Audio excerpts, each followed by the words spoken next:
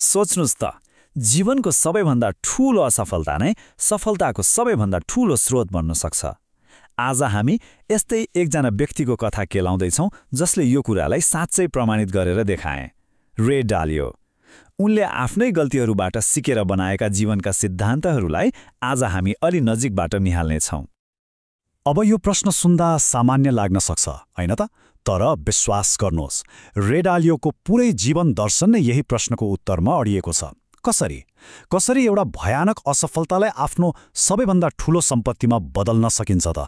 आउनुहोस्, यही रहस्यको पर्दा खोल्ने प्रयास गरौँ। र त्यो रहस्यको चाबी हो यो जादुई सूत्र जसले डालियोको जीवन नै बदलिदियो। पीडा अनि चिन्तन, यसको जोड नै प्रगति हो। हेर्दा त यो 3 शब्दको सामान्य समीकरण जस्तो लाग्छ, तर यो वास्तवमा असफलतालाई अवसरमा बदल्ने एउटा एकदमै शक्तिशाली औजार हो। ल हेरौँ न त यो आखिर काम कसरी गर्छ। कुनै पनि महान यात्राको सुरुवात एउटा निर्णयबाटै हुन्छ, हैन र? डालियोको यात्रा पनि त्यस्तै एउटा क्षणबाट सुरु भयो, जति बेला उनले महसुस गरे कि जीवनका अनिश्चितताहरूसँग जुझ्नका लागि परम्परागत बाटाहरूले मात्रै पुग्दैन। उनलाई एउटा बिल्कुलै नयाँ नक्सा चाहिएको थियो, र त्यो नक्सा उनले आफै बनाउनु पर्ने थियो। गज्जबको कुरा के छ भने डालियोको सफलताको रहस्य उनी के जान्थे भन्नेमा थिएन, बरु आफूलाई के थाहा छैन भन्ने कुरासँग उनी कसरी जुझ्छन् भन्नेमा थियो। सोच्नुस् त, आफ्नो अज्ञानतालाई स्वीकार्नु सायद यही नै बुद्धिमानीतर्फको पहिलो र सबैभन्दा साहसी कदम हो। अब सिद्धान्त भनेपछि कुनै भारी भरकम दर्शन नसम्झिनुस् है। डालियोका लागि सिद्धान्त भनेको एकदमै सरल कुरा हो। यी त जीवनमा बारम्बार आइपर्ने समस्याहरूलाई समाधान गर्ने चलाख तरिकाहरू मात्र हुन्। यस्तो सोच्नुस् न, यो एउटा व्यक्तिगत रुलबुक जस्तै हो जसले उही गल्ती फेरि दोहोर्याउनबाट जोगाउँछ। उनी जीवनलाई एउटा नदीसँग तुलना गर्छन्, एउटा यस्तो नदी जसले हामी सबैलाई यथार्थसँग ठोक्किन बगाएर लगिरहेको छ। अब हामी नदीको त्यो बहावलाई त रोक्न सक्दैनौँ, होइन? न त बाटोमा आउने ढुङ्गा चट्टानहरू नै हटाउन सक्छौँ। तर हो, ढुङ्गा कसरी खियाउने भन्ने कुरा चाहिँ हाम्रै हातमा छ, र त्यसले नै हाम्रो यात्रा कता जान्छ भन्ने निर्धारण गर्छ। अब कथाको एउटा यस्तो अँध्यारो मोड आउँछ जहाँ डालियोले आफैसँग भएको लगभग सबै कुरा गुमायो। यो उनको सार्वजनिक बेइज्जती र एउटा विनाशकारी असफलताको कथा हो। तर रोचक कुरा के छ भने यही असफलताले नै उनलाई सफलताको सबैभन्दा ठूलो पाठ सिकाएर गयो। कुरा हो सन् 1982 को। रे डालियोलाई लाग्यो कि उनले भविष्य देखिसके। उनी यति पक्का थिए कि अमेरिकी अर्थतन्त्र अब ध्वस्त हुन्छ कि उनले आफ्नो सब थोक दाउमा लगाइदिए। तर इतिहासले उनको लागि अर्कै योजना बनाएको रहेछ। उनले जे सोचेका थिए भयो च्याक्कै त्यसको उल्टो। सोच्नुस् त, यति ठूलो गल्ती, त्यो पनि सबैको अगाडि स्वीकार्न कति हिम्मत चाहिन्छ होला। तर यही विनम्रता र स्वीकारोक्ति नै उनको कमब्याकको जग बन्यो। उनको असफलता कति ठूलो थियो भन्ने कुरा यसबाटै थाहा हुन्छ कि वाल स्ट्रिटको एक सफल लगानीकर्ताले आफ्नो सामान्य खर्च चलाउनका लागि आफ्नै बुबासँग $4000 ऋण माग्नु पर्यो। यो सानो रकमले उनको आर्थिक र व्यक्तिगत पतन कति गहिरो थियो भन्ने कुरा प्रष्ट पार्छ। एक समय कर्मचारीले भरिभराउ हुने उनको कम्पनी ब्रिजवाटर अब एउटा रित्तो कोठामा परिणत भइसकेको थियो, र त्यो कोठामा कर्मचारीको नाममा केवल एकजना थिए, रे डालियो आफै। उनी साँच्चीकै शून्यमा झरेका थिए। तर एउटा भनाइ छ नि, जब रात सबैभन्दा अँध्यारो हुन्छ तब बिहानी नजिकै हुन्छ भनेर। डालियोको जीवनमा पनि ठ्याक्कै त्यस्तै भयो। हो, यही गहिरो पीडा र असफलताको भग्नावशेषबाट एउटा यस्तो क्रान्तिकारी विचारले जन्म लियो जसले त्यसपछिका सबै कुराहरूलाई बदलिदियो। आफ्नो जीवनको सबैभन्दा अन्धकारमय क्षणमा डालियोले एउटा गहिरो सत्य पत्ता लगाए। त्यो के भने पीडा आफैमा समस्या होइन रहेछ। यो त एउटा सङ्केत मात्र हो, एउटा अलार्म जस्तो, जसले भनिरहेको हुन्छ कि केही कुरा गडबड छ।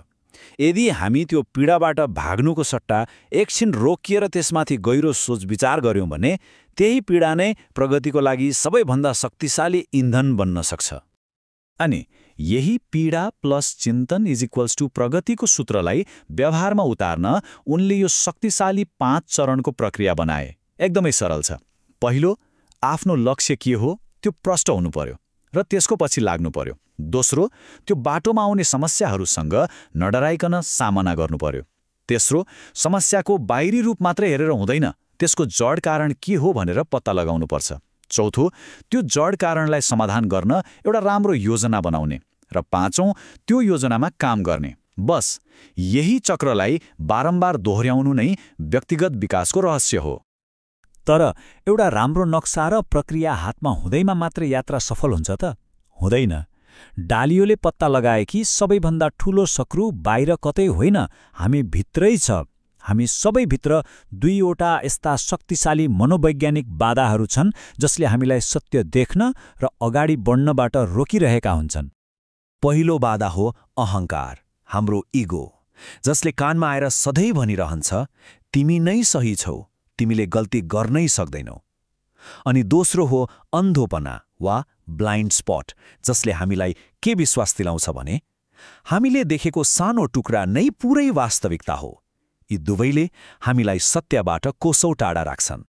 डालियोले यी आन्तरिक कमजोरीहरूलाई प्राचीन युनानी दार्शनिक अरस्तुको घातक त्रुटि वा फेटल फ्लको अवधारणासँग जोड्छन्। यो भनेको त्यस्तो कमजोरी हो जुन ठूला नायकहरूमा पनि हुन्छ र अन्तमा उनीहरूको पतनको कारण बन्छ। यदि हामीले पनि आफ्नो अहङ्कार र अन्धोपनालाई जित्न सकेनौँ भने यसले हाम्रो जीवनमा पनि त्यस्तै विनाशकारी नतिजा ल्याउन सक्छ। अब यी सबै सङ्घर्ष, पीडा र सिकाइपछि बल्ल डालियोले आफ्नो यात्राको सबैभन्दा गहिरो र महत्त्वपूर्ण खजाना फेला पार्यो। र यो खजाना सफलता वा पैसाभन्दा पनि कैयौँ गुणा ठूलो थियो। यो त जीवन जिउने एउटा बिल्कुलै नयाँ तरिका थियो।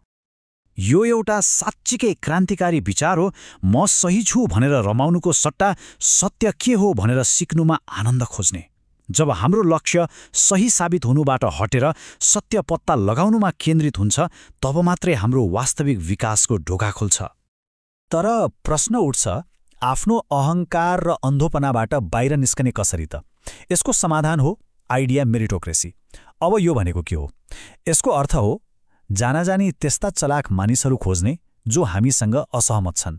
उनीहरूको आँखाबाट संसारलाई हेर्दा मात्र हामी आफ्नो सीमित सोचलाई पार गरेर सत्यको अलि नजिक पुग्न सक्छौँ। र अन्त्यमा डालियोले त सफलताको परिभाषा नै बदलिदिन्छन्।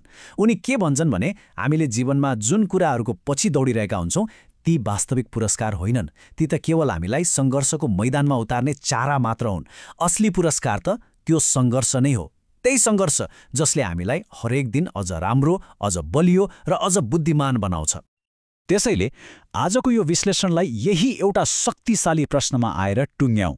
के होला यदि हामीले जीवनका लक्ष्यहरूलाई अन्तिम गन्तव्यको रूपमा होइन, तर यात्रा गर्ने एउटा बहानाको रूपमा मात्रै हेर्न थाल्यौँ भने? के होला यदि हामीले यो बुझ्यौँ कि वास्तविक पुरस्कार त्यो पहाडको टुप्पोमा पुग्नुमा होइन, बरु त्यो पहाड चढ्दा गरिने सङ्घर्षमा नै लुकेको छ? यो प्रश्नमा एकपटक सोच्नुहोला।